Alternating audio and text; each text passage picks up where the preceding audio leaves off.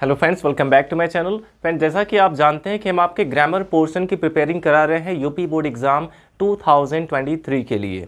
यानी कि इस बार बोर्ड एग्ज़ाम के लिए हम आपकी ग्रामर पोर्शन की तैयारी करा रहे हैं, जिसमें हम आपको प्रैक्टिस सेट के वीडियोज़ प्रोवाइड कर रहे हैं और जिसमें हमने आपको ट्रांसफॉर्मेशन में रिमूव 2 का प्रैक्टिस सेट दिया है और नरेशन के भी काफ़ी प्रैक्टिस सेट मैंने ऑलरेडी आपको प्रोवाइड कराए हैं।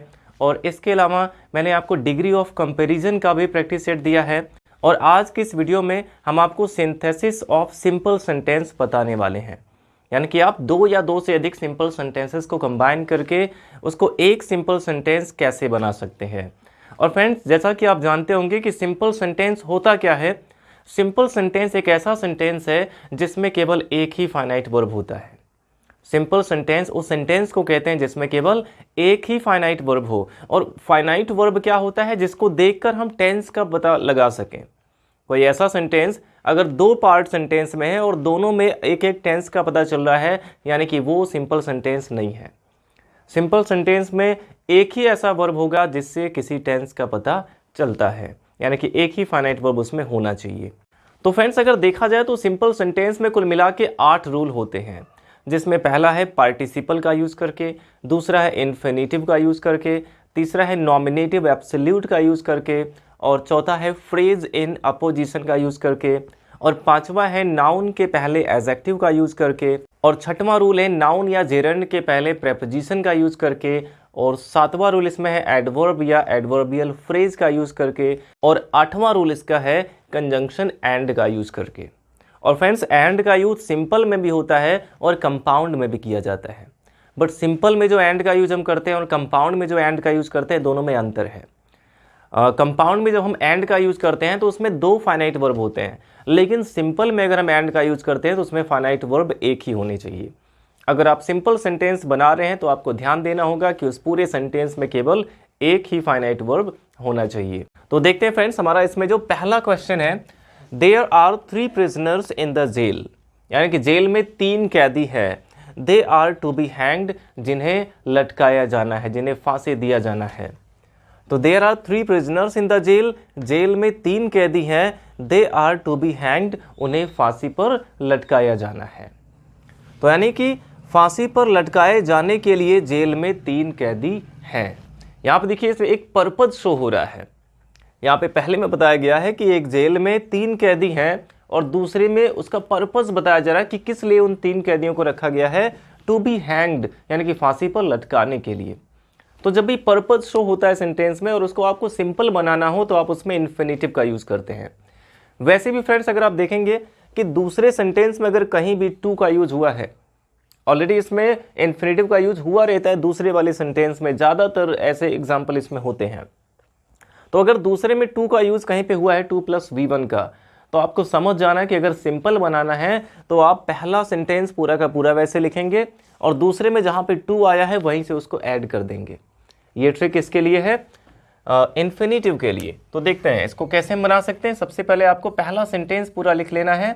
There are 3 prisoners, there are 3 prisoners in the jail, यानी कि जेल में 3 कैदी हैं। There are 3 prisoners in the jail. और उसके बाद यहाँ पे देखिए इन्फिनिटिव का यूज हुआ है टू बी, भले ये पैसिव वॉइस में फिर भी यहाँ पे इन्फिनिटिव आया है, तो ये हो जाएगा टू बी हैंग्ड। तो जहाँ पे 2 आया है वहीं से आपको इसमें ऐड कर देना है पहले वाले सेंटेंस में। तो ये हो जाएगा there are 3 prisoners in the jail to be hanged, यानी कि फांसी पर लटकाए जाने के लिए जेल में 3 कैदी हैं। तो इस तरीके से आप इसको कंबाइन कर सकते हैं इन्फिनिटिव का यूज करके। और इसके बाद देखिए दूसरा एग्जांपल हमारा है कि he found a purse, he was walking on the road. He found a purse, उसने एक पर्स पाया। He was walking on the road, यानी वह सड़क पर टहल रहा था। वह सड़क पर टहल रहा था, उसने एक पर्स पाया। अब इसको अगर आप हिंदी में कंबाइन करते हैं तो क्या होगा? सड़क पर टहलते हुए उसने एक पर्स पाया। तो सड़क पर टहलते हुए उसने, सबसे पहले आपको इसमें देखें, यहाँ पे सड़क पे टहल भी रहा है और पर्स भी पा गया, तो एक साथ इसमें 2 काम हुआ। तो यानी कि यहाँ पे आपको प्रेजेंट पार्टिसिपल का यूज करना होगा। तो सबसे पहले हम क्या करेंगे, इसमें वर्ब की आईएनजी फॉर्म से स्टार्टिंग करेंगे। तो इसमें वर्ब की आईएनजी फॉर्म क्या है? वॉकिंग यहाँ पे है, तो यहाँ पे हो जाएगा वॉकिंग ऑन द रोड, यानी कि सड़क पर टहलते हुए, वॉकिंग ऑन द रोड। अब उसने एक पर्स पाया, ये चीज यहां पे लिख देना है, ही फाउंड अ पर्स। अब इस सेंटेंस में देखिए केवल एक ही फाइनाइट वर्ब आया हुआ है जो कि क्या है, फाउंड है, और दूसरा एक यहाँ पे वॉकिंग एक वर्ब है, लेकिन यहाँ पे पार्टिसिपल का काम कर रहा है, ये नॉन फाइनाइट वर्ब है, तो इसमें केवल एक ही वर्ब है, फाउंड। आप वॉकिंग को देखकर नहीं बता सकते हैं कि ये किस टेंस का सेंटेंस है। जब आप फाउंड को देखेंगे कि ये वर्ब की सेकंड फॉर्म है, तो इसी से पता चलेगा कि ये पास्ट इंडेफिनिट में है। वॉकिंग से कोई भी टेंस पता नहीं चल रहा है, यानी कि वॉकिंग कोई भी फाइनाइट वर्ब नहीं है। तो ये हो गया walking on the road he found a purse. Present participle में आपने देखा होगा कि ज़्यादातर हम सेंटेंसेस को वर्ब की आईएनजी फॉर्म से स्टार्ट करते हैं, लेकिन कभी कभी इसका यूज़ बीच में भी हो जाता है। कभी हम पार्टिसिपल को, प्रेजेंट पार्टिसिपल को स्टार्टिंग में रखते हैं, तो कभी लास्ट में रखते हैं। अब देखते हैं कि कहाँ पे हम इसको प्रेजेंट पार्टिसिपल को हम लास्ट में रखते हैं। तो देखिए अगला एग्जाम्पल हमारा है कि आई सॉ अ डॉग, मैंने कुत्ते को देखा, it was barking on the road, वह सड़क पर भौंक रहा था। तो देखिए अगर दोनों का सब्जेक्ट सेम है, जैसे यहाँ पे सब्जेक्ट ही है और यहाँ भी सब्जेक्ट ही है, दोनों का सब्जेक्ट अगर सेम है और प्रेजेंट पार्टिसिपल का यूज़ करना है, तो ये वर्ब की आईएनजी फॉर्म स्टार्टिंग में ही आएगी। लेकिन इस वाले एग्जाम्पल को देखिए, यहाँ पे पहला सब्जेक्ट आई है और दूसरा सब्जेक्ट इट है, यहाँ पे सब्जेक्ट डिफरेंट हो गया, यानी कि यहाँ पे हम वर्ब की आईएनजी फॉर्म से स्टार्टिंग नहीं कर सकते हैं। इसमें क्या होता है कि जो पहले वाले सेंटेंस का ऑब्जेक्ट होता है वही दूसरे का सब्जेक्ट होता है। जो पहले का ऑब्जेक्ट है, आई सॉ मैंने देखा क्या, एक कुत्ता, अ डॉग, यानी कि अ डॉग इस पहले वाले सेंटेंस का ऑब्जेक्ट है। It was barking on the road, वह सड़क पर भौंक रहा था, कौन भौंक रहा था, इसी कुत्ते के लिए यहाँ पे इट का यूज किया गया है, यानी कि पहले का जो ऑब्जेक्ट है वो दूसरे का सब्जेक्ट है। जब भी ऐसा होगा और आपको उसको एक सिंपल सेंटेंस बनाना होगा, तो आप क्या करेंगे, आपको पार्टिसिपल का यूज बाद में करना है। सबसे पहले आप लिखेंगे कि इसमें काम क्या हुआ, किसने क्या किया, तो मैंने एक कुत्ते को देखा, ये आपको लिखना होगा कि आई सॉ अ डॉग। और इसके बाद दूसरा वाला जो सेंटेंस दिया गया है उसमें आईएनजी जरूर आया होगा, दूसरा जो सेंटेंस दिया जाएगा उसमें आईएनजी फॉर्म जरूर लगा होगा, तो वहीं से आपको ऐड कर लेना है। तो डॉग के तुरंत बता जाएगा barking, I saw a dog barking on the road, barking on the road. तो इस तरीके से आप इसको बनाएंगे, I saw a dog barking on the road, यानी कि मैंने सड़क पर भौंकते हुए एक कुत्ते को देखा। तो यहाँ पे बार्किंग ऑन द रोड ये डॉग के लिए था, इसलिए डॉग के बगल में इसको लिखा गया है, और वॉकिंग ऑन द रोड सड़क पर चलते हुए ये ही के लिए था, इसलिए इसको ही के पहले लिखा गया है। तो इस तरीके से आप प्रेजेंट पार्टिसिपल का यूज कर सकते हैं। अब इसके बाद देखिए नेक्स्ट एग्जांपल हमारा है कि अर्चना लॉस्ट हर बुक, अर्चना ने अपनी किताब खो दी। It was a costly book, यह एक महंगी किताब थी। She lost it last evening, और वह उसे लास्ट इवनिंग को खोई थी। तो लास्ट इवनिंग यानी कि पिछले शाम को उसने किताब खोई थी। अब इसमें तीन तीन सेंटेंसेस आ गए हैं, लेकिन तीनों इन्फॉर्मेशन को कलेक्ट करके आपको एक सेंटेंस में यही बात कहनी है। तो अर्चना लॉस्ट हर बुक, अर्चना ने अपनी किताब खो दी। इट वॉज कॉस्टली बुक, यह एक महंगी किताब थी। तो दूसरे में देखिए यहाँ पे एक एडजेक्टिव दिया गया है केवल कि किताब कैसी थी, महंगी थी, यानी कि Archana lost her costly book. जब इसमें एक एडजेक्टिव दिया रहता है तो आप केवल उस एडजेक्टिव को उठा के नाउन के पहले रख देंगे। तो इसमें बुक के पहले केवल कॉस्टली आ जाएगा। तो अर्चना लॉस्ट हर कॉस्टली बुक, और कब खोई थी, यहाँ पे दिया गया लास्ट इवनिंग, यानी कि पिछली शाम को। तो ये चीज़ भी लास्ट में इसमें ऐड कर देना है। तो क्या बन जाएगा, अर्चना लॉस्ट, यहाँ पे हर आया हुआ है तो हर लिख देंगे, लेकिन बुक के पहले क्या आ जाएगा, एडजेक्टिव कॉस्टली यहाँ पे आ जाएगा। अर्चना लॉस्ट हर कॉस्टली बुक, अर्चना ने अपनी महंगी किताब खो दी, और कब खो दी, लास्ट इवनिंग। इसको आप यहीं पे ऐड कर देंगे, लास्ट इवनिंग। तो इस तरीके से देखिए तीनों इंफॉर्मेशन को एक ही सेंटेंस में यहाँ पे लिखा गया है कि Archana lost her costly book last evening. और यहाँ पे केवल एक ही ऐसा वर्ब है लॉस्ट, जिससे पता चल रहा है कि ये पास्ट इंडेफिनिट का है, और दूसरा कोई भी फाइनाइट वर्ब इसमें नहीं है, यानी कि ये एक सिंपल सेंटेंस है। अब देखिए अगला एग्जाम्पल है कि ही वॉज डिसहार्टेंड, यानी कि वह बहुत निराश था। ही वॉज डिसहार्टेंड, वह बहुत ही निराश हो चुका था। ही कमिटेड सुसाइड, और उसने आत्महत्या कर ली। वह बहुत निराश था, उसने आत्महत्या कर ली। तो यहाँ पे देखिए एक रीज़न बताया गया है, उसने आत्महत्या क्यों कर ली, क्योंकि वो बहुत डिसहार्टेंड हो चुका था, बहुत निराश हो चुका था। तो जब भी सेंटेंस में एक रीज़न बताया गया होगा और दोनों का सब्जेक्ट सेम होगा, एक रीज़न बताया गया हो और दोनों का सब्जेक्ट सेम हो और उसको आपको सिंपल सेंटेंस बनाना हो, तो आप क्या करेंगे, सबसे पहले जो पहला वर्ब आया है उसकी आईएनजी फॉर्म लिखेंगे, यानी कि इसमें भी आपको प्रेजेंट पार्टिसिपल का यूज़ करना होगा। तो इसमें पहला वर्ब है वॉज, तो वॉज का आईएनजी फॉर्म क्या होगा, क्योंकि आईएनजी हमेशा बेस फॉर्म में लगाते हैं। अगर कहीं पे वेंट होता है और आईएनजी ऐड करना हो तो गोइंग करते हैं, पहले वेंट का फर्स्ट फॉर्म लिखेंगे गो और उसके बाद आईएनजी ऐड करते हैं। तो उसी तरह से वॉज का जो बेस फॉर्म होता है वो क्या होता है, बी, और इसमें हम ऐड कर देंगे आईएनजी, तो यहाँ पे हो जाएगा बीइंग। जब भी इज, एम, आर, वॉज, वर इनमें से कुछ भी आता है तो उसका हम बीइंग कर देते हैं। अगर आईएनजी ऐड करना है तो इज, एम, आर, वॉज, वर का बेस फॉर्म होता है बी और उसमें आईएनजी ऐड कर देंगे तो बीइंग हो जाएगा। तो यहाँ पे हो गया बीइंग डिसहार्टेंड, बीइंग डिसहार्टेंड।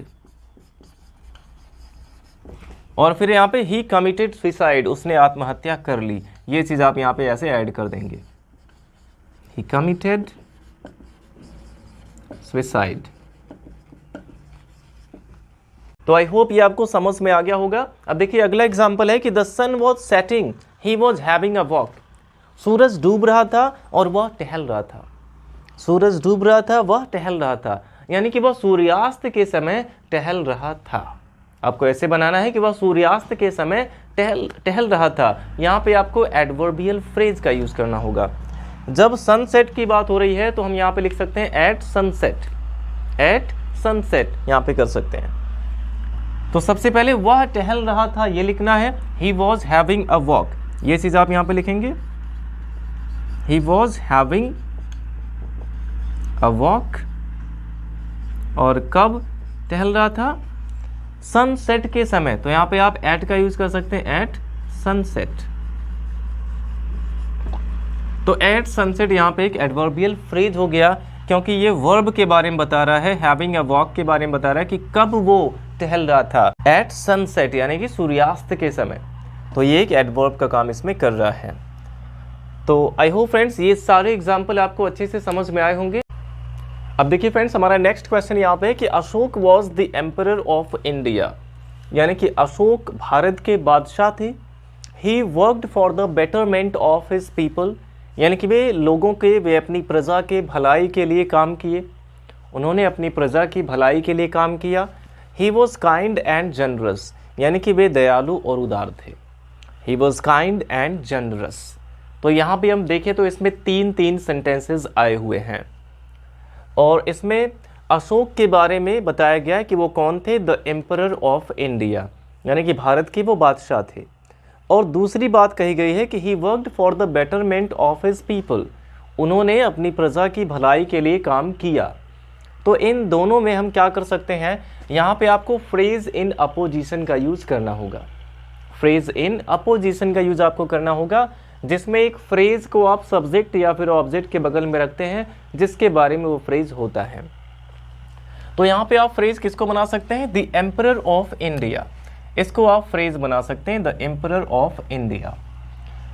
तो अगर इसमें ये तीसरा वाला सेंटेंस ना होता, he was kind and generous, अगर ये ना होता तो आप इसको कैसे बनाते, अशोक के बाद कॉमा लगा देते, द एम्परर ऑफ इंडिया और फिर कॉमा लगाते, फिर इस सब्जेक्ट को हटा के worked for the betterment of his people, इस तरीके से आप बना सकते थे। लेकिन यहाँ पे दे दिया गया दो एडजेक्टिव, इसमें भी आ गया काइंड एंड जनरस। तो इसमें जब एडजेक्टिव भी आया है तो जिस नाउन के लिए वो एडजेक्टिव है उस नाउन के पहले आपको उसको ले जाके रख देना है। तो आप इसको कैसे बना सकते हैं, अशोक, इसमें एम्परर की बात हो रही है तो काइंड एंड जनरस एम्परर करके आप इसको लिख सकते हैं। सबसे पहले आप सब्जेक्ट लिखेंगे अशोक, फिर कॉमा लगा देंगे। यहाँ से आपको एक फाइनाइट वर्ब हटाना होगा, इसमें दो फाइनाइट वर्ब, एक है वॉज और एक यहाँ पे है वर्कड, और यहाँ भी देखिए वॉज आया हुआ है। तो एक ही फाइनाइट वर्ब आपको इसमें रखना है, इसलिए ये वॉज हट जाएगा, केवल यहाँ पे आपको द अब इस एम्परर ऑफ इंडिया के पहले आप कर सकते हैं kind and generous, the kind and generous emperor of India. अब यहां पे आप इसको लिख सकते हैं, एम्परर ऑफ इंडिया। ये हो गया Ashok the kind and generous emperor of India, यानी कि भारत के जो उदार बादशाह थे, Ashok the kind and generous emperor of India. अब यहाँ पे फिर आप कॉमा लगाएंगे और इसके बाद आपको लिखना होगा worked for the betterment of his people, यानी कि इस दूसरे सब्जेक्ट को आपको हटा देना और सब्जेक्ट के बाद जो भी कुछ है उसको आपको लिखना है। तो यहाँ पे हो जाएगा वर्कड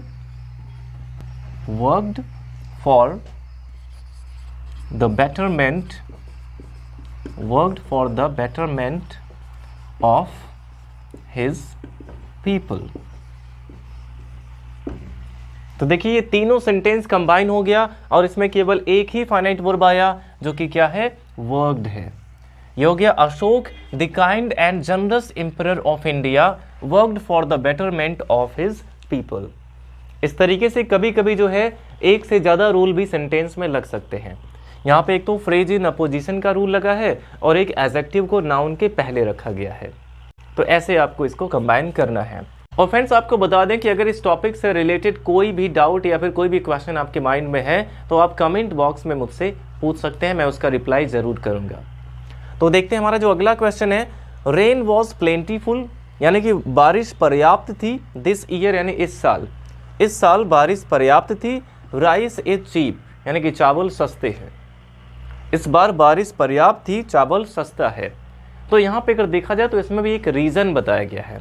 चावल के सस्ते होने का रीज़न क्या है, क्योंकि इस बार बारिश पर्याप्त थी। तो इसमें एक रीज़न बताया गया है और इसको आपको सिंपल सेंटेंस बनाना है।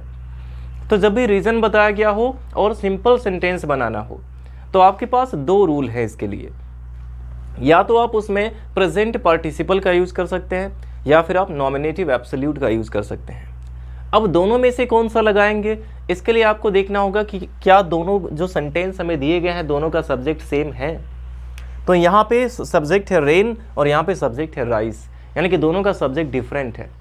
अगर दोनों का सब्जेक्ट सेम होता तो हम सीधे यहाँ पे बीइंग से स्टार्टिंग कर सकते थे, इसमें हम प्रेजेंट पार्टिसिपल का यूज कर सकते थे, बीइंग से स्टार्टिंग करते।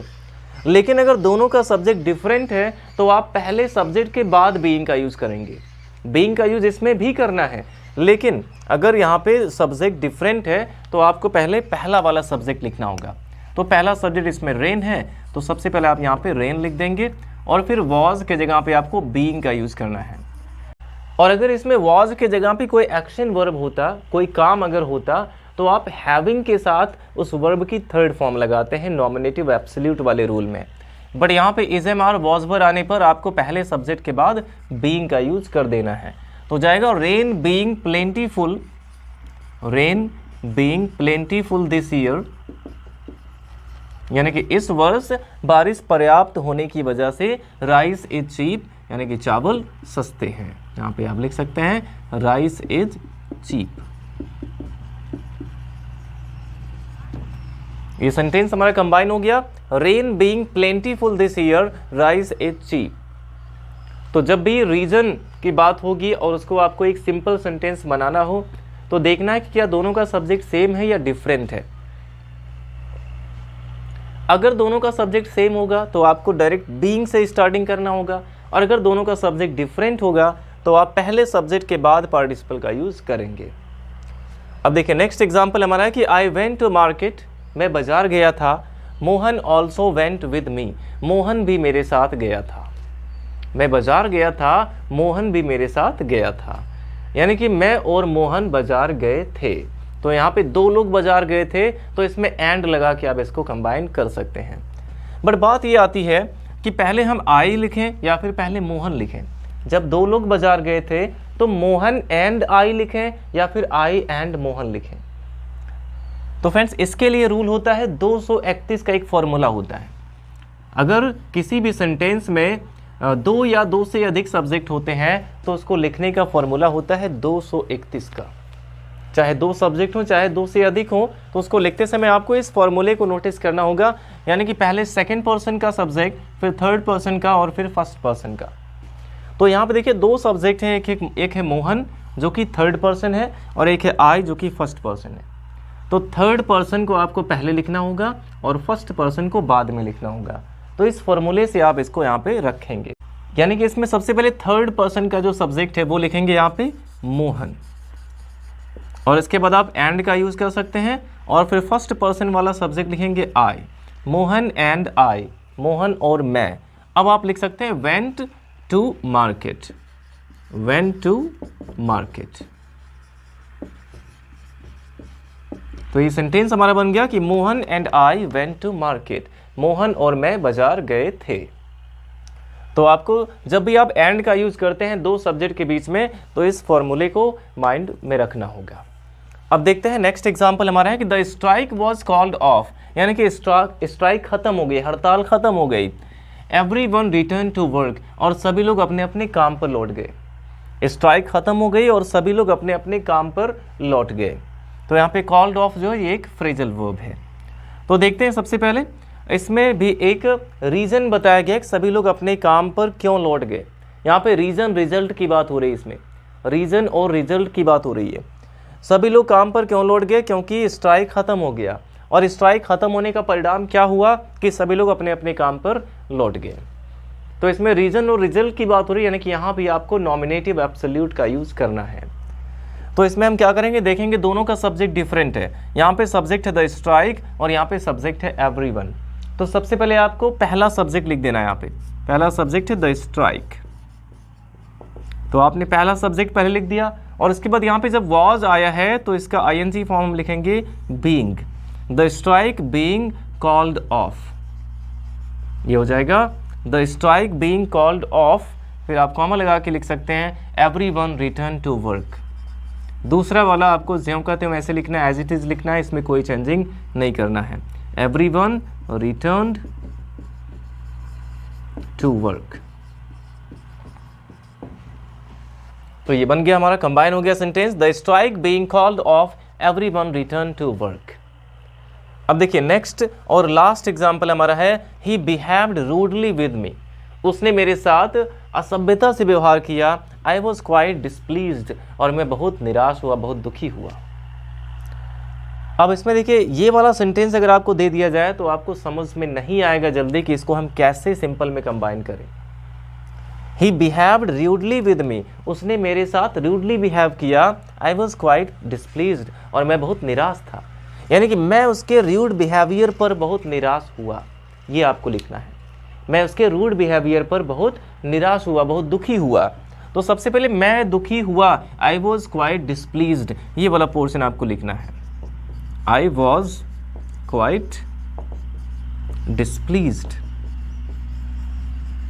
अब यहां पे आप एक प्रेपोजिशन का यूज कर सकते हैं। डिस्प्लीज के साथ आप एट का यूज कर सकते हैं, डिस्प्लीज के साथ एट का यूज कर सकते हैं। आई वॉज क्वाइट डिस्प्लीज्ड एट, और इसके बाद देखिए ही बिहेव्ड रूडली, इसमें आपको क्या करना है, ही को चेंज करना है, इसका पॉजेसिव केस लिखना है, तो यहाँ पे हिज हो जाएगा। एट हिज और रूडली का रूड हो जाएगा। ये जो एडवर्ब है इसको हमें एक एडजेक्टिव में चेंज करना होगा, एट हिज रूड, और ये जो बिहेव वर्ब है इसको एक नाउन में चेंज करना होगा। तो बिहेव का नाउन क्या होगा, बिहेवियर होगा। अब ये पूरा सेंटेंस हमारा बनेगा I was quite displeased at his rude behaviour. इसमें बहुत ज़्यादा चेंजिंग करना पड़ा क्योंकि एट के बाद एक नाउन आना चाहिए, यानी कि जो प्रेपोजिशन है, प्रेपोजिशन के बाद या तो एक नाउन आता है या फिर जेरेंड आता है। तो यहाँ पे बिहेवियर एक नाउन का यूज हमें करना था, और नाउन के पहले इसमें एक एडजेक्टिव आ गया है और एक यहाँ पे पॉजेसिव केस आ गया है। तो आप ही को हिज में चेंज कर दिए, रूडली का रूड हो गया और बिहेव का बिहेवियर हो गया। यानी कि I was quite displeased at his rude behaviour, मैं उसके असभ्य व्यवहार पर बहुत दुखी था। तो इस तरह के जो सेंटेंसेज हैं इसको आप तभी समझ पाएंगे कि इसमें हम किसका यूज़ करें जब हिंदी में इसको कंबाइन कर लेंगे। अगर आप इसको हिंदी में कंबाइन कर लेते हैं तो आराम से आपको समझ में आ जाएगा कि इसमें किस प्रेपोजिशन का या कौन सा रूल हम लगाएं। तो आई होप फ्रेंड्स ये सारे के सारे एग्जाम्पल आपको अच्छे से समझ में आए होंगे, और मैंने कोशिश किया है कि इन सभी एग्जाम्पल्स में आपको 8 रूल्स समझ में आ जाए, इसका रिवीजन हो जाए। तो फ्रेंड्स नेक्स्ट वीडियो में हम आपको कॉम्प्लेक्स सेंटेंस का प्रैक्टिस सेट देंगे। उसमें कॉम्प्लेक्स के बहुत सारे एग्जाम्पल्स को सॉल्व करके बताएंगे और इसके बाद आपको कंपाउंड का भी प्रैक्टिस सेट दिया जाएगा। वीडियो अच्छा लगा हो तो लाइक करिएगा और अगर आप हमारे अपकमिंग वीडियोस को भी देखना चाहते हैं तो चैनल को सब्सक्राइब जरूर करें और अपने सभी फ्रेंड्स के साथ शेयर जरूर करें। Thanks for watching.